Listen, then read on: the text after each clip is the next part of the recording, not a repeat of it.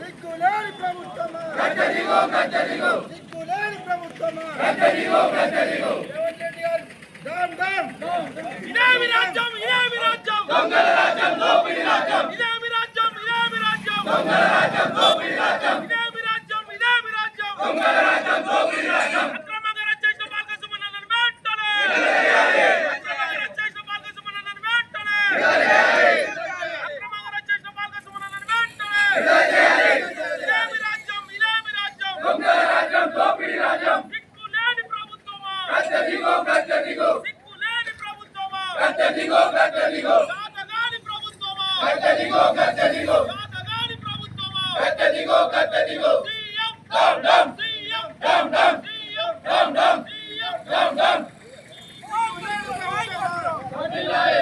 సిగ్గులేని ప్రభుత్వమా సిగ్గులేని ప్రభుత్వమా అక్రమకారుల వెంటనే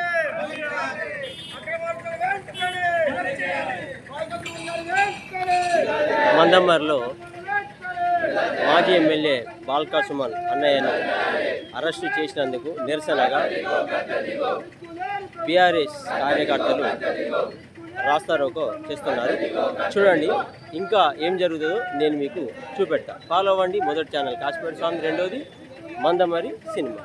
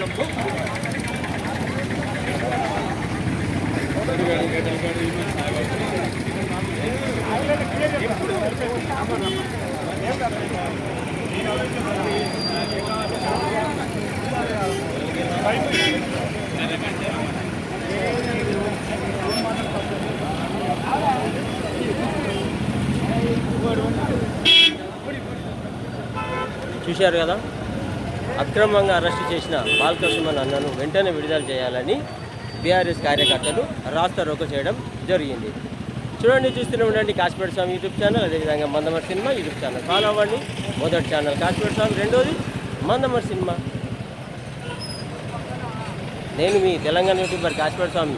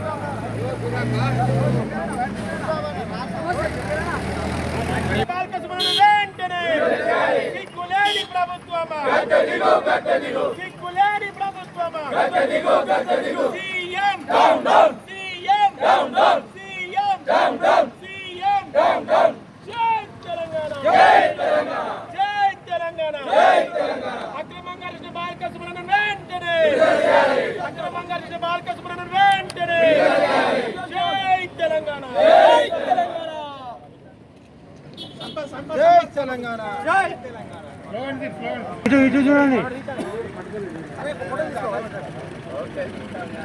ఇంకా అప్లికేషన్ చెప్తారా అన్న?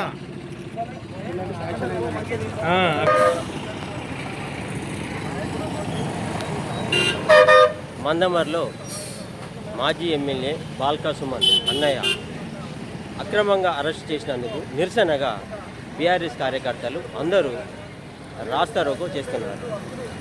ఇంకా ఎలాంటి సంఘటనలు జరుగుతాయో నేను మీ అందరికీ చూపెడతా. ఫాలో అవ్వండి. మొదటి ఛానల్ కాశ్మీర్ స్వామి, రెండోది మందమరి సినిమా. నేను మీ కాశ్మీర్ స్వామి.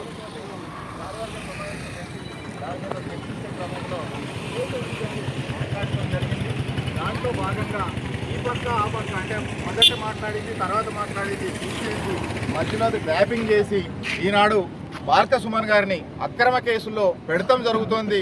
అదైతే తెలంగాణ రాష్ట్ర సమితి మందమరి భారతను టీఆర్ఎస్ అదేవిధంగా బొగ్గన కార్మిక సంఘం ఆధ్వర్యంలో ఈనాడు ఈ అక్రమ అరెస్టుకు నిరసనగా రాస్తారోకో చేయడం జరిగింది. వారితోటి మేము తప్పనిసరిగా వారికి అండదండగా ఉంటామని, వారికి మద్దతుగా ఉంటామని, తెలంగాణ రాష్ట్ర ప్రజలందరూ కూడా వారికి మద్దతుగా ఉంటారని. ఎందుకంటే తెలంగాణ రాష్ట్ర సమితి ఎప్పుడు కానీ ప్రజల పక్షాన్ని నిలబడుతుంది. తెలంగాణ ఉద్యమం 9 సంవత్సరాలు 11 సంవత్సరాలు ఉద్యమం చేస్తే కనీసం ఒక్క ప్రభుత్వ ఆస్తి కూడా ధ్వంసం చేసినటువంటి దాఖలాలు లేవు. కోపం వస్తే, ఆవేశం వస్తే, బాధ వస్తే మాకు మేమే ఉద్యమకారులు పెట్రోల్ పోసుకొని అనేక విధాలుగా అంటించుకొని చనిపోయినటువంటి దాఖలాలునే కానీ వేరే వాళ్ళ మీద దాడి చేసినటువంటి చరిత్ర లేదు. అలాంటి చరిత్ర లేనటువంటి తెలంగాణ రాష్ట్ర సమితికి ఈనాడు సుమన్ గారు ఏదో మిలిటెంట్ పోరాటాలు చేయమన్నారని మరి చెప్తూ ప్రజలను తప్పుదోవ పట్టిస్తూ మరి ఈనాడు మా అక్రమ కేసులు పెడతాం జరిగింది. ఈనాడు 2018 తర్వాత ఎంత అభివృద్ధి జరిగిందనేది తెలుసు. 2023 తర్వాత ఇప్పుడున్నటువంటి ప్రభుత్వం కాంగ్రెస్ ప్రభుత్వం అధికారంకి వచ్చిన తర్వాత ఈ మధ్య కాలంలో ఇక్కడ అలజడి ప్రాంతం తయారైంది. ఈనాడు మరి రామకృష్ణాపూర్లో కావచ్చు, భీమారంలో కావచ్చు, చెన్నూరులో కావచ్చు, మందమర్లో కావచ్చు అనేక విధాలుగా మా టీఆర్ఎస్ కార్యకర్తలను ఇబ్బంది పెడుతూ మా అధినాయకత్వాన్ని అవాసు పాలు చేస్తూ మరి వాళ్ళ యొక్క సోషల్ మీడియాలో ఈ విధంగా కొనసాగుతుంది. ఏదైనప్పటికీ ఈనాడు ప్రజల పక్షాన నిలబడాల్సిన ప్రభుత్వం ప్రజాప్రభుత్వం అని చెప్పి చెన్నూరు తనకి ఓటేసి మందమరి ప్రాంతం అత్యధిక మెజార్టీ ఇచ్చింది మంత్రి గారు మరి నిన్న శంకరపల్లి దగ్గర వర్షం వస్తే మరి వడ్లు ఏ విధంగా కొట్టుకుపోయినాయో విలేకరు మిత్రులు మీరు అందరూ కూడా చూశారు. మరి వాళ్ళు 80% మేము కొన్నాం వడ్లు అని అన్నారు. కానీ అక్కడ చూసినట్టయితే 30% కూడా కొనలే. 10 లారీలు వచ్చినాయి, ఇంకా 30 లారీల వడ్లు అక్కడనే మిగిలిపోయినాయి.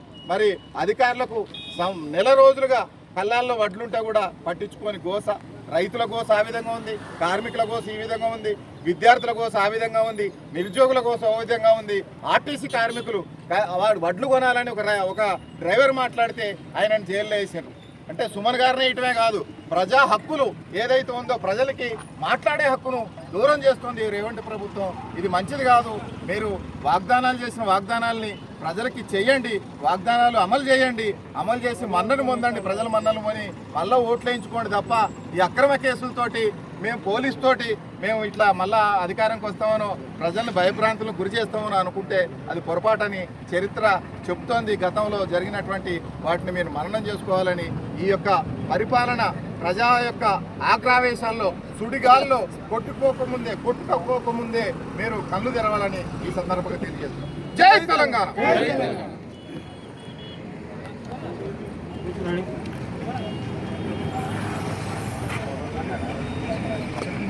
ఈ నెల 26వ తారీఖు నాడు తెలంగాణ భవన్లో తెలంగాణ బొగ్గని కార్మిక సంఘం రాష్ట్ర కార్యవర్గ సమావేశంలో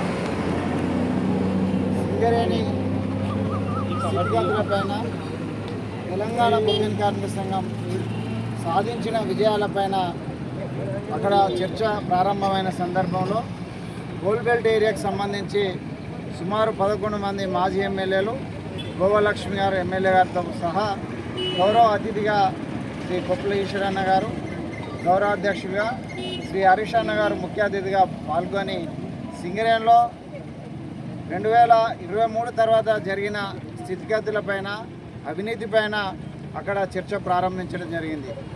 ఇవాళ 2023 తర్వాత డిసెంబర్ తర్వాత సింగరేణిలో జరిగిన కుంభకోణాల గురించి గౌరవ మాజీ మంత్రివర్యులు శ్రీ హరీష్ రావు గారు జరిగిన విషయాలను చెప్తున్న సందర్భంలో సుమారు 1600 కోట్ల అవినీతి, 40 లక్షల బొగ్గు కుంభకోణం జరిగిందనే విషయాన్నితో పాటు తెలంగాణ బొగ్గని కార్మిక సంఘం ఉన్న సందర్భంలో ఒక్క ఎక్సెస్ టెండర్ లేదు. వాళ్ళ కాంగ్రెస్ ప్రభుత్వం వచ్చిన తర్వాత సైట్ విజిటింగ్ పేరుతో సుమారు 5-6 టెండర్లను సుమారు 15,000 కోట్ల రూపాయలు వాళ్ళ ఎక్సెస్ టెండర్లు వేసి పంచుకున్నారనే విషయాలను చెప్తున్న సందర్భంలో గత 15 నెలల కాలంలో సింగరేణిలో ఇంతవరకు మెడికల్ బోర్డు లేదు. సుమారు 2,000 మంది వాళ్ళ మెడికల్ ఇన్వాల్యుయేషన్ కోసం అప్లికేషన్ పెట్టుకున్న సందర్భం సింగరేణిలో ఉన్నది. అదేవిధంగా 450 మంది వాళ్ళ 15 నెలల కిందట మెడికల్ ఇన్వాల్యుయేషన్ అయి వాళ్ళు ఉద్యోగాల కోసం ఎదురు చూస్తున్న సందర్భంలో ఈ ప్రాంత బిడ్డగా ఈ ప్రాంతం ఓన్ చేసుకున్న గౌరవ ఎమ్మెల్యేగా ఇవాళ గౌరవ మాజీ ఎమ్మెల్యేగా వాళ్ళ ఆనాడు వాళ్ళ సింగరేణి కార్మికుల కోసం వాళ్ళ దసరాకు ఓటేయండి, దీపావళికి వాళ్ళ సింగరేణి కార్మికులకు ఉద్యోగాలు ఇప్పిస్తామని చెప్పి వాళ్ళ కేసీఆర్ గారిని ఒప్పించి వాళ్ళ 19,000 ఉద్యోగాలు రావడంలో కూడా కీలక పాత్ర పోషించిన బాల్క సుమన్ గారు తన ఆవేదనను సుమారు 450 మంది కుటుంబాలు ఉద్యోగాలు రాక ఇంట్లో భోజనానికి వెళ్ళక వాళ్ళ హాస్పిటల్ పోదామన్న మందులకు డబ్బులు లేకున్న పరిస్థితులలో వాళ్ళ ఆవేదనను ఒక ఉద్యమ రూపం ద్వారా తీసుకెళ్లాలని మాకు కార్యవర్గ సమావేశంలో తను గైడ్ చేయడం జరిగింది. అదేవిధంగా 2,000 మంది వాళ్ళ మెడికల్ ఇన్వాల్యుయేషన్ పెట్టుకున్నారు. వాళ్ళ బాధలను ఆ సమావేశంలో ఏర్పాటు చేయడం జరిగింది. అదేవిధంగా గత మెడికల్ బోర్డులో సుమారు 132 మంది మెడికల్ ఇన్వాల్యుయేషన్ పోతే కేవలం 5 మాత్రమే వాళ్ళ మెడికల్ ఇన్వాల్యుయేషన్స్ చేసిన సందర్భంలో వాళ్ళ కొంతమంది బాధను చూస్తే ఏడుపు వస్తుంది. వాళ్ళ heart operation, open heart surgery అయిన వాళ్ళు, కాలు లేని వాళ్ళు, వాళ్ళ మూత్ర పైపులు పెట్టుకొని నిరాశిస్ వచ్చిన వాళ్ళ బాధలను తన ఆవేదన ఉద్యమ రూపంలో తెలియజేయడానికి ప్రయత్నం చేసిన తప్ప ఆయన ఎక్కడ మాట తప్పలే. ఏ విధమైన రెండు టీవీలు వాళ్ళ రాష్ట్ర ప్రభుత్వానికి సంబంధించిన 2 టీవీలు మాత్రమే ఆ చిన్న మాటలను తీసుకొని దాన్ని ఫ్యాబ్రికేట్ చేసి దాన్ని వక్రీకరించి వాళ్ళ కేసులు పెట్టమనేది దాన్ని బేషరతుగా దాన్ని వెనుక తీసుకోవాలని ఇవాళ ఈ మందమరి పట్టణ కమిటీ ఆధ్వర్యంలో ఇవాళ ధర్నా కార్యక్రమాన్ని చేసి అంబేద్కర్ గారికి మెమోరాండం ఇచ్చి భారత రాజ్యాంగాన్ని కాపాడాల్సిందిగా మేము డిమాండ్ చేస్తూ ఉన్నాం. అదేవిధంగా గౌరవ బాల్క సుమనన్న గారు ఈ ప్రాంతం కోసం పరితపించే ఒక గొప్ప నాయకుడు. ఆనాడు రైతుల కోసం వడ్ల కల్లాలలో ఒక్క గింజ లేకుండా కొనిపించిండు. అదేవిధంగా ఇక్కడ ఎంతో అభివృద్ధి చేయించిండు. ఈ సింగరేణి ప్రాంతంలో రామకృష్ణపూర్ పట్టణంలో 3700 మందికి పట్టాలు ఇప్పించిండు. ఈ 3 సంవత్సరాల కాలంలో ఒక్క పట్టా కూడా కాంగ్రెస్ ప్రభుత్వంలో రాలేదు. ఒక్క మెడికల్ ఇన్వాల్యుయేషన్ ఇప్పటి వరకు ఈ నెలకు 3 మెడికల్ బోర్డులు పెడుతున్న సందర్భంలో ఒక్క మెడికల్ బోర్డు కూడా పెట్టలేదు. కాబట్టి ఇవాళ ఇంతమందికి ఉద్యోగాలు ఇవ్వలేదు. కాబట్టి మనం పోరాటాలకు సిద్ధం కావాలనే విషయాన్ని మాట్లాడింది తప్ప ఎక్కడ రాష్ట్ర కార్యవర్గంలో ఎటువంటి మాటలు మాట్లాడలేదని దాన్ని వక్రీకరించి ఎన్ని కేసులు పెట్టినా వాళ్ళ బాల్క సుమన్ గారు ఒక ఉద్యమ నేతగా కేసులకు భయపడే వ్యక్తి కాదు. ఆయనకు జైళ్ళు కొత్త కాదు, ఉద్యమాలు కొత్త కాదు. వాళ్ళ వాటి అన్నింటినీ ఛేదించి ఒక వీరుడై తిరిగి వస్తాడని ఈ సందర్భంగా తెలియజేస్తూ వారికి మద్దతుగా వాళ్ళ టౌన్ పార్టీ అంతా కలిసి వచ్చి ఈ కార్యక్రమంలో పాల్పంచుకున్నందుకు ప్రతి ఒక్కరికి పేరు పేరున ఉద్యమ నమస్కారాలు తెలియజేస్తాను. బాల్క సుమన్ గారిని అరెస్ట్ చేసి కోర్టులో సరెండర్ చేయడం చాలా ఇబ్బంది పెట్టడం చాలా విదూరంగా ఉంది. కార్మిక సమస్యలపైన, రైతుల సమస్యలపైన వాళ్ళు సాలంకుశంగా మాట్లాడితే దాన్ని వారి మాటలను వక్రీకరించి ఏదో మిల్లెంట్ ఉద్యోగాలు చేస్తాడు, యూత్ను నాశనం చేస్తాడనే ఇబ్బంది పెట్టి మాటలు పెట్టిండని ప్రజలను తప్పుదోవ పట్టించడానికి కాంగ్రెస్ ప్రభుత్వం చేస్తూ అతని మీద ముందు నుంచి రేవంత్ ప్రభుత్వం కక్ష కట్టింది. ఎందుకంటే మాట్లాడే వ్యక్తులను నోరు అద్దులో పెడితే ఇంకో ఓడు మాట్లాడాలనే ఉద్దేశంతో ఈరోజు రేవంత్ కానీ ఈ కాంగ్రెస్ ప్రభుత్వం కానీ ఇక్కడున్న మంత్రి గారి వారిని ఇబ్బంది పెట్టాలనే ఉద్దేశంతో మొన్న మున్సిపల్ ఎలక్షన్స్ అయితేంది, ఇప్పుడు ఈ విషయంలో అయితే వారిని ఇబ్బంది పెట్టుకుంటూ ప్రజలను తప్పుదోవ పట్టించాలనే ఉద్దేశంతో వారు చేస్తున్నారు.